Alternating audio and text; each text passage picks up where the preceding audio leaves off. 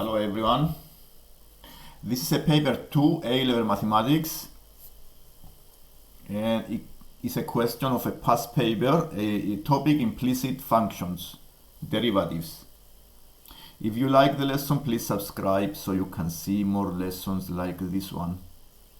This is an exercise on a past exam paper 2021, paper 2. We have an implicit function, as you see on the screen, px cubed plus qxy plus 3y squared equals 26. And we're going to show that the derivative dy over dx is given by this fraction. So the process is differentiating the function in implicit form, and we take into consideration the x is a variable and the y is a function. So when we differentiate x, we treat this as a variable, and the y, we treat this as a function.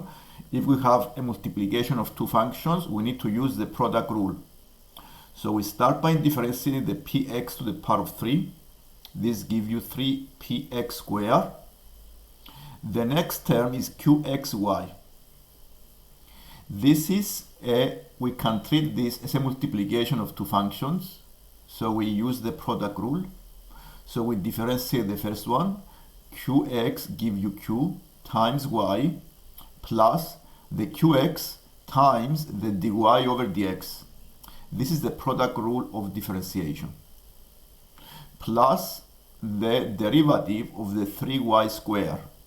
The y is a function, so we treat this as a function. So differentiating this give you 2 times 3, 6, times the y to the power of 1 times the derivative of the function y. So times by the dy over dx is equal to 0. The next thing to do is to make dy over dx the subject of the equation. So we factorize the dy over dx because I have two terms, and factorize as qx plus 6y is equal to minus 3px squared minus qy, and to find the derivative I divide by the qx plus 6y, and then I have proved the requirement. The second part, given that the point P minus 1 minus 4 lies on the circle, and the normal to the curve at the point P has equation 19x plus 26y plus 123 is equal to 0, find the values of the P and the values of the Q. So this means the P and the Q in the above different derivative. So now here I have the rules of the product rule of the differentiation. If I have a multiplication of u times v, then the derivative is the u dash times the v plus the u times the v dash. This is the product rule. And the other rule I have used is the derivative of function to a power. The derivative of function to the power is equal to n, the power, times the function to the power of n minus 1 times the derivative of the function f. And let's go to solve the second part. The second part, we need to use the information given. The normal to the curve at the point P has this equation. The normal to the curve is a line that is perpendicular to the tangent at the point P. And this is, you see on the screen, this is the line with purple. This is the normal.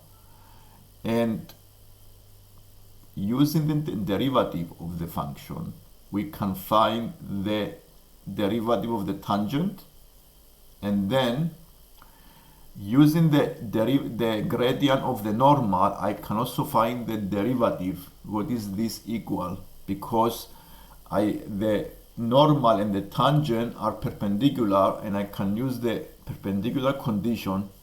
m1 times m2 is equal to minus 1.